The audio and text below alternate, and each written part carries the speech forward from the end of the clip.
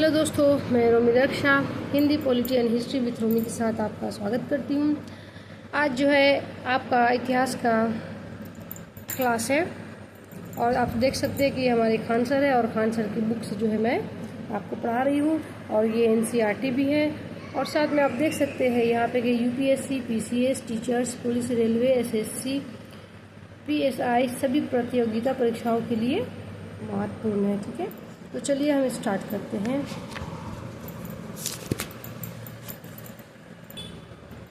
तो यहाँ पे पहला प्रश्न आपका देख सकते हैं, मानव सभ्यता के विकास के चरणों में लेखन की शुरुआत।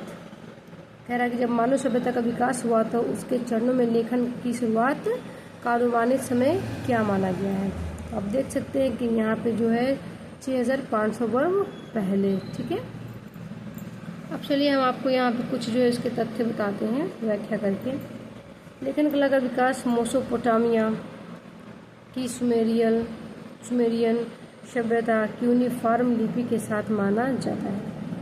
लेखन के पूर्व के काल को प्रागैतिहासिक काल और लेखन के बाद के काल को ऐतिहासिक काल, यानी कि जिसके पहले जो काल था जिसमें लिखना नहीं सिखाया गया था, लिखना लोगों को नहीं आ रहा था, तो उसको हम पहले कहते थे प्रागैतिहासिक काल। लेकिन जब लिखने आ गया लोगों को तो उसको हम लोग कहने लगे ऐतिहासिक काल, क्योंकि जितना भी इतिहास बना है वो लिखित रूप से ही ज़्यादा करके है। ठीक है, इसलिए हम लोग इसको इतिहास बोलते हैं। चलिए हम आगे लेके चलते हैं। आपका यहाँ पे जो है दूसरा क्वेश्चन, ठीक, मानव विकास के महत्वपूर्ण पड़ाव के संदर्भ में दिए गए कथनों का परीक्षण कीजिए। ठीक, तो कह रहा है मानव के आदिम सदस्य लगभग 1 करोड़ वर्ष पूर्व दिखाई दिए। यह कहा जा रहा है कि मानव के जो आदिम सदस्य थे लगभग 1 करोड़ वर्ष पूर्व दिखाई दिए। फिर कह रहा है होमो सेपियंस का उद्भव अग्नि के उपयोग की खोज से पहले हुआ। किसका? होमो सेपियंस का उद्भव जो है किससे पहले हुआ? अग्नि के उपयोग से पहले। लेकिन ऐसा तो नहीं हम लोगों ने पढ़ा है, ये पढ़ा है कि सबसे पहले आग का विकास हुआ है। ठीक, लेखन मानव इतिहास के सबसे हालिया विकासों में से एक है। ये भी नहीं है क्योंकि ये हालिया विकास करे, यानी कि तुरंत ऐसा तो नहीं है। चलिए हम इसका आंसर देखते हैं। तो आपका आंसर आ जाता है यहाँ पे बी। क्या आएगा? बी। केवल ए और 1 और 3 है। देखिए क्या है, ये तो आपका है कि मानव के आदिम सदस्य लगभग 1 करोड़ वर्ष पूर्व दिखा दिए। हाँ, ये सही है। फिर क्या है? 3 में क्या है? लेखन मानव इतिहास के सबसे हालिया विकासों में से एक है। कह रहा है कि जो लेखन है मानव इतिहास के सबसे हालिया विकासों में से, यानी कि जो ये लेखन है ये जो है अभी के इतिहास का सबसे बड़ा जो है विकासों में से एक है। क्या है? वो लेखन है। ठीक है, चलिए इसको हम और थोड़ा सा व्याख्या करके आपको बताते हैं। अग्नि के प्रयोग ने मानव के आहार और सुरक्षा में क्रांतिकारी बदलाव किए।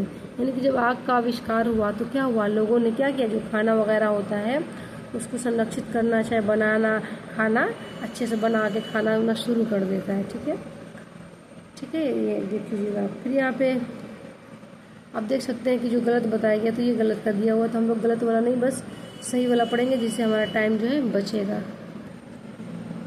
आप देख सकते हैं यहाँ पे तीसरा ये आपका प्रश्न है, मानव समाजों एवं उनकी संस्कृतियों का अतीत से लेकर वर्तमान तक के क्रमिक विकास का वैज्ञानिक अध्ययन क्या कहलाता है।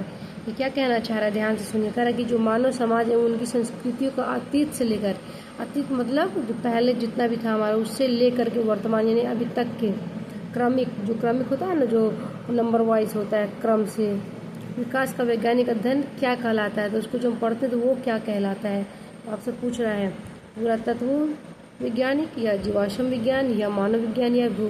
जब मानव के बारे में पता चला तो वो मानव विज्ञान ही होगा।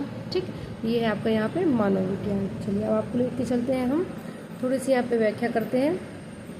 मानव विज्ञान को 2 मुख्य शाखाओं में बांटा जाता है, भौतिक मानव विज्ञान और सांस्कृतिक मानव विज्ञान। तो देखिए यहाँ पे क्या कहा गया, पहले तो भौतिक जो हम लोग को ज़रूरत है, भौतिक की हर एक चीज़ ज़रूरत है जीने के लिए, और दूसरा क्या है सांस्कृतिक। तो इसको 2 भागों में बांटा गया। आपको प्रश्न भी पूछा जा सकता है। ठीक है, तो कितने भाग में? तो 2। तो ये भी पूछ सकता है कि कौन कौन। ठीक है, और देखिए आगे ये 4 प्रश्न है आपका, जीवाश्म के संदर्भ में निम्नलिखित में से कौन सा तथ्य सही है। अब पूछ रहा है कि इसमें से कौन सा तथ्य जो है वो सही है, किसके इसमें संदर्भ में? जीवाश्म। ये केवल प्राचीन पौधों के अवशेष होते हैं। फिर ये मृदा या शिलाओं की परतों के बीच संरक्षण जीव जंतुओं के पदचिन्ह का अवशेष है। देखिए ये आपका है, जब ये कह रहा जीवाश्म तो मतलब ये आप देखिए जीव जंतु के पदचिन्ह का अवशेष। एक चीज़ मैं आपको और भी यहाँ पे बता दूँ आपको कि जो मैं ये बताने जा रही थी आपको कि अगर आपको जैसे समझ में नहीं आए, कोई भी क्वेश्चन एक जैसा लगे या फंस रहा हो, तो ध्यान दीजिएगा जो लंबा जो क्वेश्चन होता है वो आपका ज़्यादा करके उत्तर सही रहता है। तो आप यहाँ पे देख सकते हैं कि ये आपको दर्शा रहा है कि हाँ ये बड़ा है प्रश्न का उत्तर, ठीक है। तो ये आपका हो सकता है, तो और आपका यही है, ठीक है। चलिए आपको हम थोड़ा सा व्याख्या करवाते हैं। जीवाश्मों की आयु ज्ञात करने के लिए कार्बन डेटिंग C14 विधि का उपयोग किया जाता है। जीवाश्म विज्ञान के अध्ययन से हमें करोड़ों वर्ष पूर्व की जैव विविधता की जानकारी मिलती है। चलिए अब चलते हैं आपको प्रश्न 5 लेकर के। विभिन्न क्षेत्रों के वैज्ञानिकों और उनके अध्ययन विषयों के संदर्भ में निम्नलिखित कथनों पर विचार कीजिए। क्या करें, वैज्ञानिक की जो है जिन्होंने अध्ययन कई विषय के, उसके बारे में हम थोड़ा अध्ययन करते हैं। भूविज्ञान मुख्य रूप से महासागरों, पर्वतों और मृदा जैसे भौतिक स्वरूपों का विश्लेषण करता है। भूविज्ञान है तो वो तो यही सब रहेगा, ठीक। लेकिन चलिए हम और आगे लेके चलते, पहले हम इसको एक मान लेते हैं। जीवाश्म विज्ञान केवल मानव अवशेषों का अध्ययन करता है। नहीं, जीवाश्म केवल मानव का नहीं करता है। मानव विज्ञान केवल वर्तमान में, जहाँ पे केवल आपको दिखे वो समझिए कि नेगेटिव है। क्या है वो? नेगेटिव, नकारात्मक। तो आपका ये पहला क्वेश्चन जो आंसर ये सही रहेगा, ठीक है। चलिए कुछ हम आपको मुख्य तत्व बताते हैं। जीवाश्म विज्ञान हमें पृथ्वी पर जीवन के क्रमिक विकास और विलोपन की घटनाओं को समझाने में मदद करता है, ठीक। अब आगे चलिए हम लेके चलते हैं आपको प्रश्न नंबर 6। यदि गौतम बुद्ध का जन्म 560 BC में हुआ था तो वर्तमान वर्ष 24 के अनुसार उनके जन्म को कितने वर्ष हो गए? तो आपका हो जाएगा यहाँ पे 2584, ठीक। चलिए अब आपको लेके चलते हैं 7वें प्रश्न पे, ठीक है। तो आप यहाँ पे देख सकते हैं 7वें प्रश्न में पे कि ग्रेगोरियन कैलेंडर की विशेषताओं के संदर्भ में निम्नलिखित कथनों पर विचार कीजिए। जो कौन सा कैलेंडर है? ग्रेगोरियन। इसमें एक वर्ष में 365 दिन और 12 महीने में होते हैं। प्रत्येक 4 वर्ष के अंतराल पर एक अधिक वर्ष लीप वर्ष आता है। सभी शताब्दी वर्ष अनिवार्य रूप से लीप वर्ष होते हैं। विग में से कौन से कथन सही है? तो आपका कथन 1 और 2 सही रहेगा, यानी कि 1 सही है। ये दोनों आपका सही दिया हुआ है। थोड़ा सा इसको व्याख्या करते हैं, इसको अच्छे से पढ़ते हैं। देखिएगा आपका यहाँ पे व्याख्या NCERT द्वारा। एक बात और मैं आपको बता दूं कि ये बुक जो है NCERT की है, इसके बाहर जो है नहीं आना है, इस बुक से ही आना है क्योंकि ये NCERT बुक है। देखिए यहाँ पे कैलेंडर साइड बार जिसमें 365 दिन मिलकर 12 माह का निर्माण करते हैं एवं प्रत्येक 4 वर्ष में एक अधिक वर्ष होता है। शताब्दी वर्षों में ये केवल 2000 ही लीप वर्ष होगा। अब हम लेके चलते हैं यहाँ पे 8वां प्रश्न है आपका। देखिएगा यहाँ पे समय की गणना के प्रचलनों के संदर्भ में निम्नलिखित में से कौन सा कथन सही नहीं, यानी कि कह रहा है कि सही नहीं है, क्या है वो? गलत है। देखिएगा भारत 1947 में स्वतंत्र हुआ, जिससे 1947 के भी लिख सकते हैं, यानी कि जो है भारत का जो स्वतंत्र दिवस हुआ कब हुआ था? 1947 में हुआ था। फिर ये कह रहा है कि ग्रेगोरियन कैलेंडर अब पूरी दुनिया में व्यापक रूप से उपयोग किया जाता है, ठीक, ये भी देखा जाएगा। बिफोर कॉमन एरा, देखिए यहाँ पे दिखा दिया बिफोर कॉमन एरा, यानी कि अब हर जगह यही होता है बिफोर कॉमन एरा, ठीक है। BCE ईसा मसीह के जन्म के बाद के वर्षों को दर्शाता है, क्योंकि जो पहले था उसको नहीं दर्शाता। जो ईसा मसीह के जन्म है उनके बाद जो है ये कैलेंडर बना है और उसी को हम लोग लेकर चलते हैं। तो आपका यहाँ पे C आंसर सही रहेगा, ठीक है। अब चलिए इसकी थोड़ी सी व्याख्या हम लोग करते हैं। ईसा मसीह के जन्म की पारंपरिक तिथि से पूर्व के वर्षों की गणना उल्टे अवरोही क्रम में की जाती है एवं इसे अंग्रेजी में बीसी अब BCE से इंगित किया जाता है। इसे अब अंग्रेजी में बिफोर कॉमन एरा से इंगित किया जाता है। अतः BCE जन्म से पूर्व के वर्षों के लिए न कि बाद के लिए है।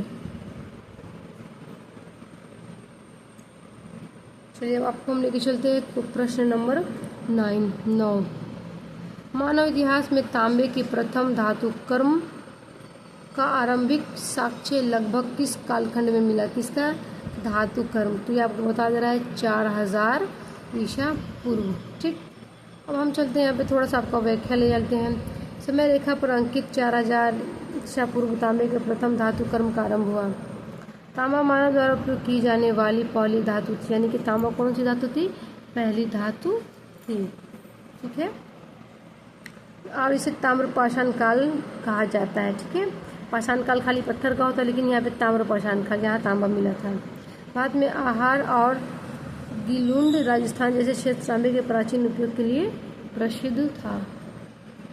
अब हम प्रश्न नंबर 10 पे चलेंगे। भारतीय उपमहाद्वीप में मिट्टी के बर्तन बनाने की तकनीक का व्यवस्थित विकास कब से माना जाता है? कह रहा है जो मिट्टी के बर्तन है वो कब से बनाना स्टार्ट किया गया? तो आपको यहाँ पे देखना है 6000 ईसा पूर्व। ठीक है, 6000।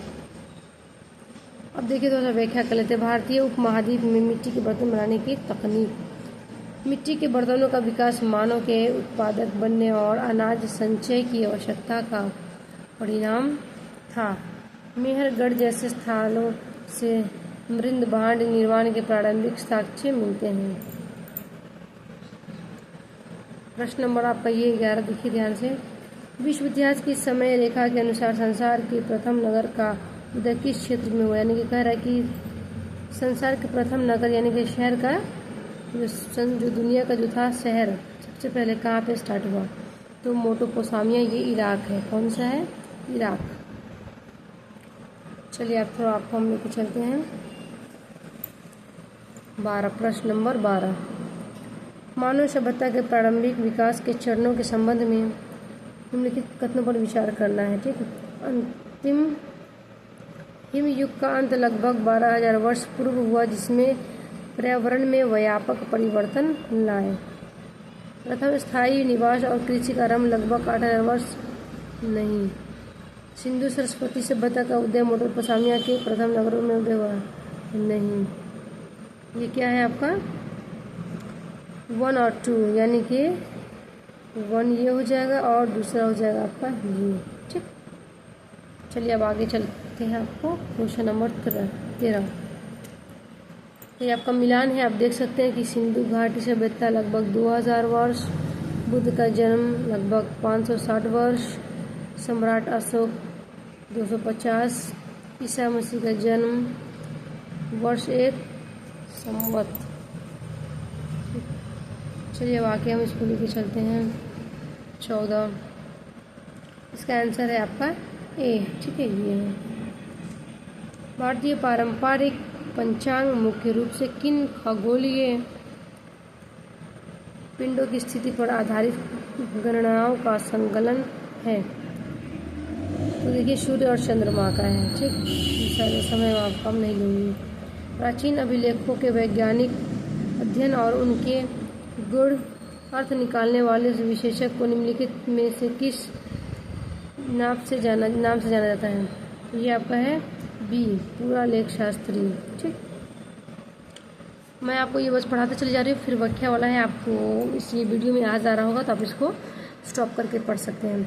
आधुनिक मानव होमो सेपियंस के उद्भव के संदर्भ में निम्नलिखित में से कौन सा कालक्रम सही है? तो आपका ये है 30,000 ईसा पूर्व। 3 लाख पूर्व है। ठीक है, आदि मानव की खास संग्राहक जीवन शैली का क्या तात्पर्य है? तो यह जंगली पौधों और फलों को एकत्रित कर जीवन निर्वाह करना। पहले आदि मानव नहीं करते थे। अब पढ़ेंगे 18वां प्रश्न।